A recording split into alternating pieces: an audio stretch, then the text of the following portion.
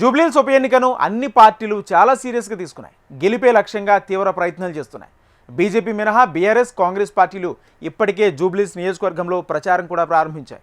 అయితే హస్తం పార్టీలో అభ్యర్థి ఎంపిక ఒకటి మిగిలింది. మరి అభ్యర్థి ఎవరు? ఏ సామాజిక వర్గానికి టికెట్ దక్కనుంది? టికెట్ కోసం లైన్లో ఉన్నదెవరు? పూర్తి స్టోరీలో చూద్దాం.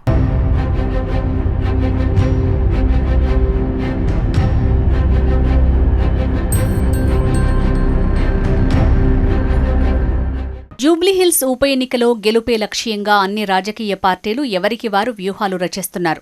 21 నెలల తమ ప్రభుత్వ పాలనలో అమలు చేసిన సంక్షేమ, అభివృద్ధి కార్యక్రమాలను జనాల్లోకి తీసుకువెళ్లి ఉప ఎన్నికల్లో గెలవాలని కాంగ్రెస్ పార్టీ చూస్తుంటే, ప్రతిపక్ష పార్టీలు మాత్రం కాంగ్రెస్ అధికారంలోకి వచ్చి 2 ఏళ్లు కావస్తోన్నా ఇచ్చిన హామీల్ని ఇప్పటికీ అమలు చేయలేదని ప్రధాన ప్రచారాస్త్రంగా సంధిస్తున్నాయి. ఈ ఉప ఎన్నికలో మమ్మల్ని గెలిపించండి, ప్రభుత్వాన్ని ప్రశ్నిస్తామంటున్నారు ప్రతిపక్ష నేతలు. ఇలా అధికార ప్రతిపక్ష పార్టీల మధ్య ఇప్పటికే మాటల యుద్ధం నడుస్తోంది.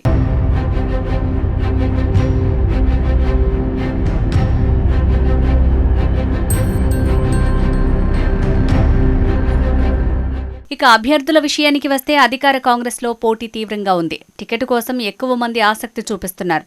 కానీ పార్టీ మాత్రం టికెట్ ఎవరికి ఇవ్వాలనే అంశంపై తీవ్రంగా కసరత్తు చేస్తోంది. ఆశావాహులు ఎవరున్నారో వారిపై సర్వేలు చేస్తున్నారు. సర్వేలో ఎవరు మొదట నిలిస్తే వారికి టికెట్ ఇవ్వాలని కాంగ్రెస్ పార్టీ భావిస్తోంది.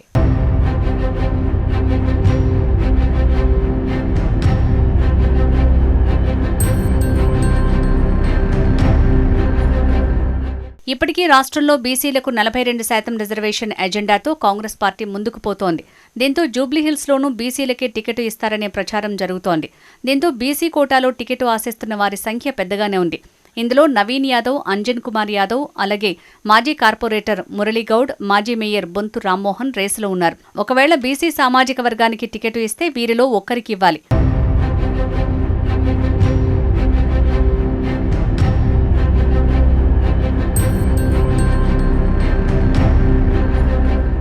ఇక బీసీ సామాజిక వర్గానికి కాకుండా ఓసీ సామాజిక వర్గానికి టికెట్ ఇవ్వాల్సి వస్తే రెహమత్ నగర్ కార్పొరేటర్గా ఉన్న సీఎన్ రెడ్డి టికెట్ కోసం తీవ్ర ప్రయత్నాలు చేస్తున్నారు.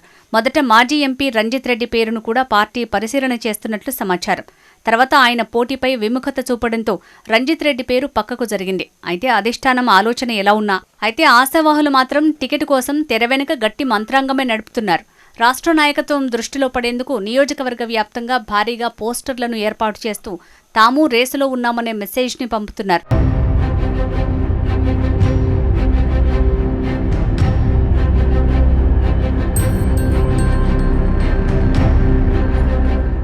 ఇప్పటికే బీఆర్ఎస్ పార్టీ తమ అభ్యర్థిని ప్రకటించింది. దివంగత నేత మాగంటి గోపీనాథ్ సతీమణికి టికెట్ కన్ఫర్మ్ చేసింది. సానుభూతితో పాటు వరుసగా 3 సార్లు ఎమ్మెల్యేగా మాగంటి చేసిన అభివృద్ధి తమకు కలిసొస్తుందనే నమ్మకంతో ఉంది కారు పార్టీ. కాంగ్రెస్ మాత్రం అభ్యర్థిని ప్రకటించకపోయినా పోల్ గ్రౌండ్లో దూకుడు చూస్తోంది.